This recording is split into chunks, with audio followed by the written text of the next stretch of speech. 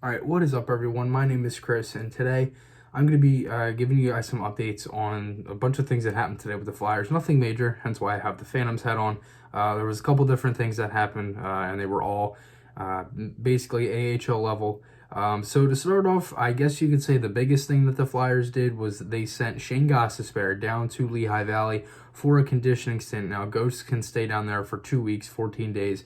And I don't know if he's going to play, every game in that stint, but it helps out Ghost because he can go down there and he can basically play meaningless hockey. When I say meaningless hockey, I mean like for his stats, it doesn't necessarily matter, and also for the team because the Phantoms are basically out of a playoff spot at this point.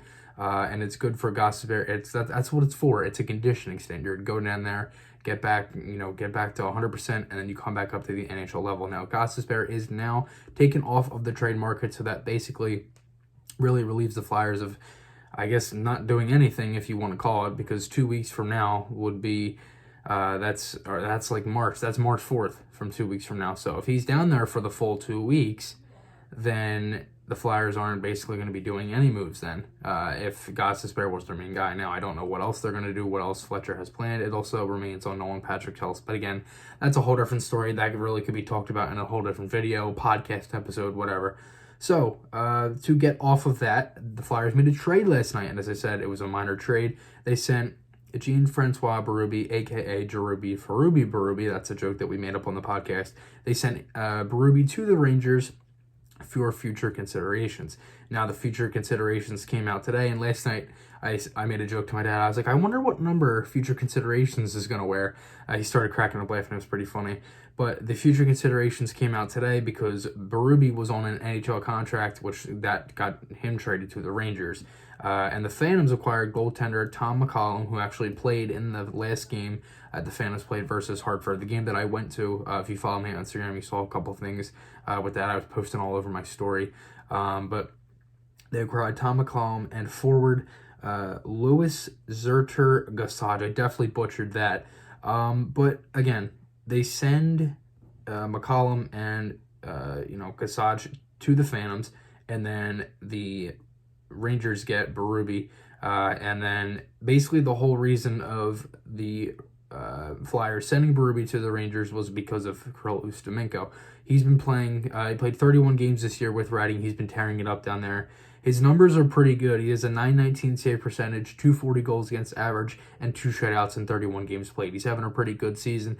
And as I said, meaningless hockey with Gostibehere also means that you can do other things with other players, and you can put Ustimenko as a backup or even a starter if you wanted, and maybe move Alex Lyon back. And it's good for Ustimenko. He's been playing good with Reading, and it's good for him to get some more time with the higher club there. And him and Felix Sandstrom are basically the 1-2 punch for these next couple years behind Carter Hart. So it's good to see these guys already, as of right now, getting up into the higher levels in the organization and playing some more games.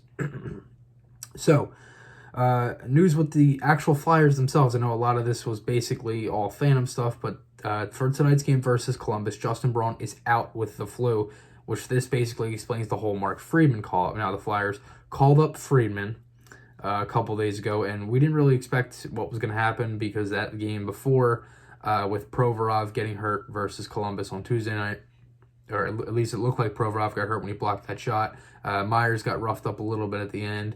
And then Sanheim from a couple games before versus Florida when he took that little fall in the penalty kill. I thought it was injury related with one of them, and maybe they weren't releasing any updates yet.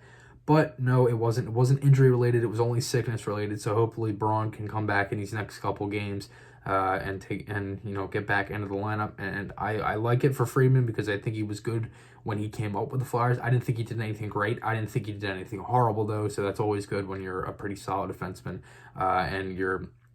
I honestly think Friedman could really, come up to the Flyers in maybe a couple years or so, depending on what the Flyers do. But again, that's a whole different story. So tonight, the Flyers, they got the Blue Jackets again in the second game of a home-and-home series.